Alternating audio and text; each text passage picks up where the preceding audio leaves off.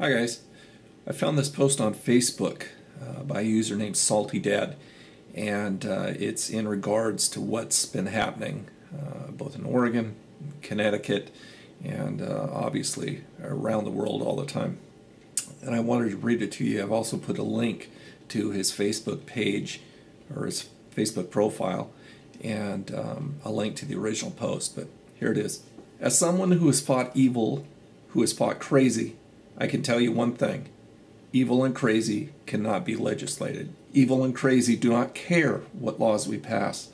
They cannot be stopped in ways that polite society wants to examine. The only things that evil and crazy understand are strength and force. If evil and crazy believe that they will be met with force, they shy away, for they are inherently cowardly. If they were brave, they would engage people who are capable of fighting back. Each of the last 3 mass casualties occurred within gun-free zones, because the murderers would not be met with strength or force, only submission. The mantra of submission has become the response that we are told is appropriate. Act like a sheep, and maybe the wolf will pick another. So we hide, we cower.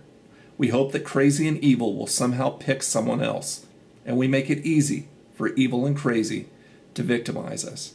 That mantra is wrong. Fighting back is all that makes sense. If evil and crazy are met with forceful resistance, their fantasy cannot be consummated. That is why they stop or kill themselves when confronted by someone who can actually fight them. When we begin to actually fight back, these incidents will begin to slow. The ones that commit these atrocities are never badasses. True badasses fight for others. They do not harm the innocent. They are weak, pathetic little weirdos. That is why they choose defenseless victims, so that they can, for once, feel powerful. Forceful resistance shuts them down, as they have not weaved that possibility into their disgusting fantasy. I am sure that some will say that this post is in poor taste.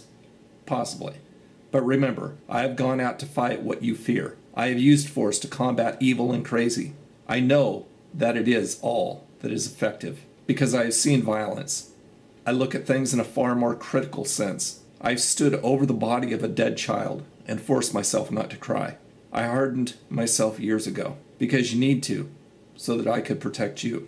I look at actual solutions. I do not live in a fantasy world where somehow passing a law deters evil and crazy. Murder is against the law, so is possession of crack cocaine, yet both occur on a regular basis. Humans have slaughtered and victimized each other since the dawn of time. Pretending that evil and crazy does not exist among us is akin to pretending that we live in a Disney movie. It's idiotic.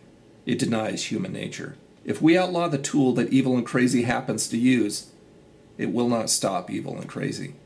It will simply leave everyone else defenseless against evil and crazy. This morning, there were 2 mass murders, not one. 22 children were repeatedly stabbed outside of a school in China. It is the 3rd mass murder of children in China, which has some of the strongest gun control in the world. All 3 of these mass murders were committed with a knife, not a gun. Blaming an inanimate object for a crazy and evil human is irrational. Looking at a real way to combat these horrendous acts is all that makes sense. Sadly, we will continue to blame anything but evil and crazy. We will continue with the submission mantra, because it is easier to claim that our world is not a safe one because of an inanimate object, instead of accepting the truth that we need to actually stand up to evil and crazy, not submit to it.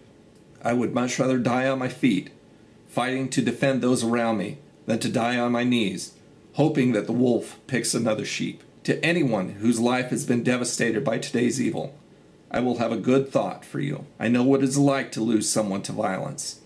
You have my deepest sympathies. To those who feel that this post is in poor taste, know this. I am doing my part to start people on the road to considering real solutions to evil and crazy, not feel-good legislation that provides more victims for evil and crazy to harm.